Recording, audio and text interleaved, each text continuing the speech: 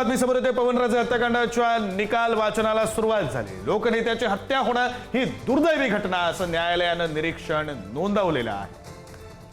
पवनराजे निंबाळकर यांच्या हत्याकांडाच्या सुनावणीला आता सुरुवात झालेली आहे। 20 वर्षांपूर्वी त्यांची हत्या झालेली होती। 16 जून रोजी म्हणजे 4 दिवसांपूर्वी सुनावणी पार पडणं, निकाल येणं अपेक्षित होतं, मात्र निकाल राखून ठेवण्यात आला, निकाल पुढे ढकलण्यात आला। तर पवनराजे निंबाळकर हत्याकांडाचा आज निकाल लागतो आहे।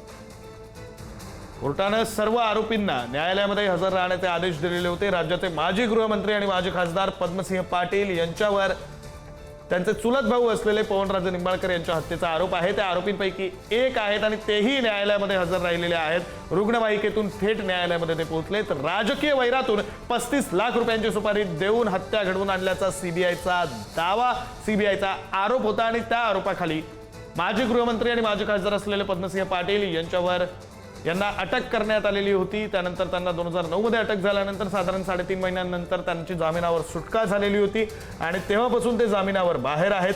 आता आज या प्रकरणाचा निकाल लागतो आहे। तब्बल 20 वर्षांनी या प्रकरणाचा निकाल लागतो। लोकनेत्याची हत्या होणं हे दुर्दैवी असल्याचं न्यायालयानं मत नोंदवलेलं आहे। जवळपास 20 वर्षांनी निकाल देत आहे असं न्यायमूर्तींनी म्हटलंय। पवनराजे हत्याकांडाच्या निकाल वाचनाला सुरुवात झाली। लोकनेत्याची हत्या होणं हे दुर्दैवी घटना असं न्यायमूर्तींनी म्हटलं। जवळपास 20 वर्षांनी निकाल देतोय। न्यायमूर्तींनी निकाल वाचनादरम्यान हे वक्तव्य केलं। पवनराजे हत्याकांडाच्या निकाल वाचनाला सुरुवात झाली आहे। लोकनेत्याची हत्या होणं ही दुर्दैवी घटना असल्याचं न्यायमूर्तींनी निकाल वाचनादरम्यान म्हटलेलं आहे। तर जवळपास 20 वर्षांनी निकाल देतोय। न्यायमूर्तींनी हेही वक्तव्य निकाल वाचनादरम्यान केलेलं आहे।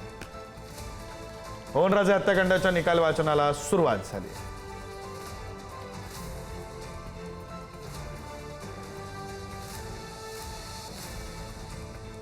प्रतिनिधी नंदकिशोर गावडे फोन लाईन वरून जोडले गेलेले आहेत, काही तपशील देतील। नंदकिशोर।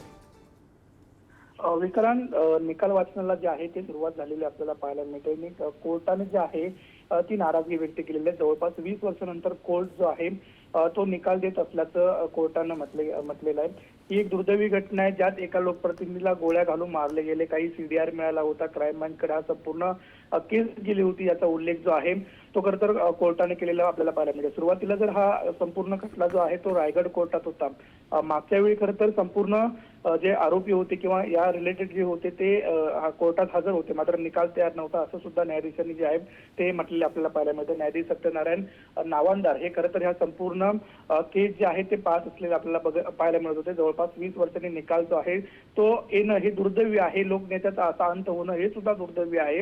आणि मुंबईला आलेली व्यक्ती जी आहे ती कळंबळ्यात गोळीबार करून हत्या केली जाते, त्याच्यावरती खरं तर त्यांनी नाराजगी जी आहे ती व्यक्त केलेली आपल्याला पाहायला मिळते। सुरुवातीला कळंब पोलिसांनी तपास केलेला होता, सीडीआर जे आहे ते तपासले होते, मात्र त्यावेळेला जो तपास होता तो धीमागतीत असल्याचं सुद्धा कोर्टाने म्हटलेलं आहे। सीबीआयकडे तपास आल्यानं ही या संपूर्ण खटल्याला जी गती मिळाल्याचं सुद्धा कोर्टाने उल्लेख केलेला आहे। जवळपास 2 आरोपी जे आहेत ते अटक होते आणि ते ट्रान्सफर जे आहे ते केलेले आपल्याला पाहायला मिळते।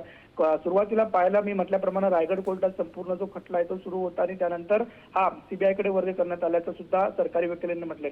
अजून सुद्धा जो आहे तो युक्तिवाद सुरू आहे, मात्र युक्तिवादादरम्यान मृत्यूचे कारण जे आहे ते समजून घेण्यासाठी साक्षी पुरावे जमा केलेले आपल्याला पाहायला मिळते। 2002 नंतर आरोपी म्हणजे 2 नंबरचा जो आरोपी आहे ते स्वतःचे राजकीय विरोधक झालेले आपल्याला पाहायला मिळतात। म्हणजे जर पाहायला गेलं तर दोघांनी सुद्धा एकमेकांसमोर जी विधानसभा निवडणूक जी आहे ती लढवलेली होती, विरोधी क्रमांक 2 ज्या या संपूर्ण सीबीआय खटल्यात ठेवलेल्या आहेत त्या विरोधीने। आणि हा संपूर्ण जी हत्या झालेली होती ती राजकीय वैभवनेतून निर्माण झालेली हत्या आहे असं सीबीआयने सुद्धा म्हटलेलं आपल्याला पाहायला मिळत होतं।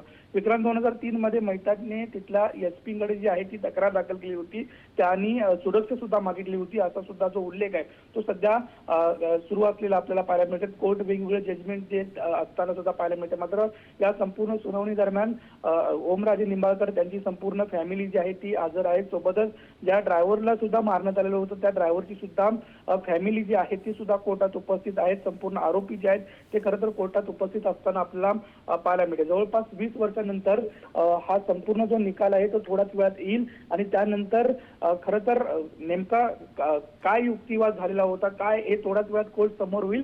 मात्र प्रामुख्याने जर पाहायला मिळालं तर आम्हाला न्याय मिळेल अशाच पद्धतीची प्रतिक्रिया जी आहे ती ओमराजे निंबाळकर यांनी सुद्धा दिलेली आपल्याला पाहायला मिळते. अजून सुद्धा जे आहेत कोर्ट वाचन जे आहे ते सुरू करते, वेगवेगळे जे तपशील आहेत ते खरतर समोर ठेवत असताना आपल्याला पाहायला मिळते.